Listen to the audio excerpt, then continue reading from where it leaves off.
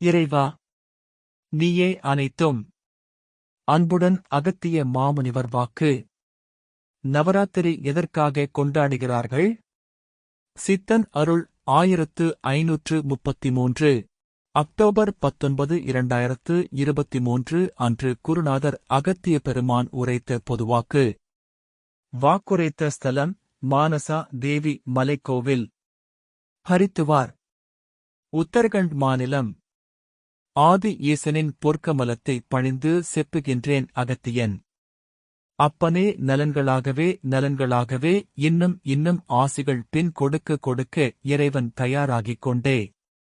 ஆனாலும் மனிதன்தான் அதை ஏற்க முடியாமல் எதையோ செய்து கொண்டிருக்கின்றான். இவை எல்லாம் அப்பனே வாக்குகளில், வாக்கியத்தில், அதாவது பல வாக்கியத்தில் கூட. பின் யாங்கள் செப்பிவிட்டோம். அப்பனே, நவராத்திரி எதற்காக கொண்டாடுகிறார்கள்?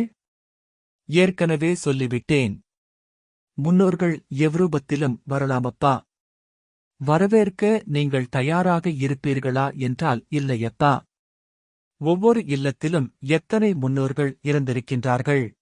முன்னோர்கள் அவைதான், அதாவது அணுவாக, அதாவது ஆன்மாவாக நுழையும் பொழுதுதான் அனைத்து தெய்வங்களை கூட வீட்டில் வைத்து ஏதோ ஒரு ரூபத்தில் நிச்சயம் உன் முன்னோர்கள் அங்கு வந்து உங்களுக்கு ஆசிர்வதிப்பார்கள் என்றுதான் அனைத்தும் தெய்வங்கள், அதாவது சிலைகள் ஆகவே சிறு சிறு சிலைகளாக வைக்கின்றார்கள் என்பேன் அப்பனே.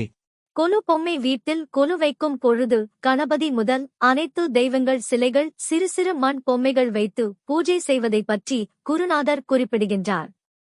ஏதோ ஒரு ரூபத்தில் நிச்சயம் முன்னோர்கள் அங்கு வந்து உங்களுக்கு ஆசிர்வதிப்பார்கள். அன்புடன் அகத்திய மாமுனிவர் வாக்கு.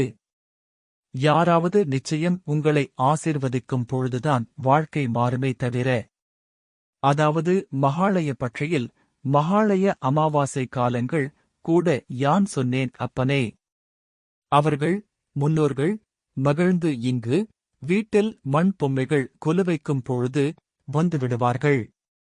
நீங்கள் வரவழைக்க தயாராக இருக்க வேண்டுமே தவிர, யாங்கள் அதை பயன்படுத்துவதில்லை, இதை செய்ய மாட்டோம் என்று சொன்னால் நிச்சயம் இறைவன் முன்னோர்கள் கூட.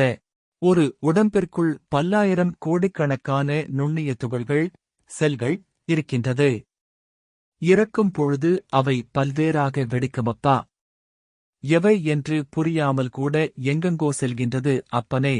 மனித உடல் இறப்பை அடையும் பொழுது அந்த செல் அணுத்துக்கள் எல்லாம் ஒரு குண்டு வெடித்து சிதறுவது போல அந்த அணுத்துக்கள் எல்லாம் பல்வேறாக வெடித்து சிதறி வெளியே பரவும்.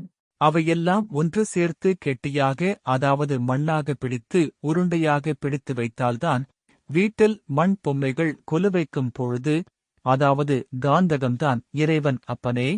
காந்தகத்தில் அதை முன்னோர்கள் இட்டுவிட வேண்டும் என்பேன் அப்பனே. அப்பொழுதுதான் மோட்சம் கிடைக்கும் என்பேன் அப்பனே. இல்லை என்றால் மோட்சம் கிடைக்காதப்பா.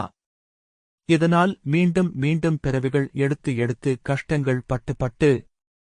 ஆனாலும் இன்னும் பல பேர்கள் பிறவிகள் வேண்டும் என்று கூட. ஆனாலும் ஒரு பிறவியில் சந்தோஷமாக இருந்து விட்டால் மறுபிறவி வேண்டும் என்று சொல்வார்கள் அப்பனே. ஆனால் மறுபிறவி பிச்சை நிலை ஏற்படும், கஷ்டங்கள் ஏற்படும் அப்பனே. ஆனால் பிறவியே வேண்டாம் என்று கூட. இப்படி தேவையா பிறவி? சித்தர்கள் யாங்கள் பல கண்டுபிடிப்புகளை பிடித்து எப்படியெல்லாம் மனிதன் வாழ்ந்தால் அனைத்தும் விரும்பியதெல்லாம் பின் தானாகவே செய்து கொள்ள முடியும் என்பதை எல்லாம் தெரிந்து வைத்துக்கொண்டு மக்களுக்கு கூட உண்மை நிலைகளை புரிய வைத்து, அதற்காகத்தான் அப்பனே யாங்களும் கூட இறைவனையாராலும் இறைவனை கூட நெருங்கவும் முடியாதப்பா. எங்கள் அருள்கள் பெற்றிருந்தால் இறைவனை நெருங்கவும் முடியும், அனைத்தும் சாதிக்கவும் முடியும் அப்பனே. எங்கள் அருள் இல்லாமல் இறைவனையும் நெருங்க முடியாது, ஒன்றும் செய்ய இயலாது. சொல்லிவிட்டேன் அப்பனே. இன்னும் பொய்கள்பா எதை என்று அறிய. அதனால் தேவி எவ்ரூபத்திலும் வரலாம். நவநாட்கள் நவராத்திரி. மனிதனாக வாழ கற்றுக்கொள்ளுங்கள் அப்பனே. நலன்கள் ஆசிகள் அப்பனே. இன்னும் வாக்குகள் பலமாக இருக்கின்றது. சொல்கின்றேன் அப்பனே. நலன்கள் ஆசிகள். ஓம் அன்னை ஸ்ரீ லோபாமுத்ரா உடனுரை தந்தை அகத்திய மாமுனிவர் திருவடிகளில் சமர்ப்பணம். சர்வம் சிவார்ப்பணம்.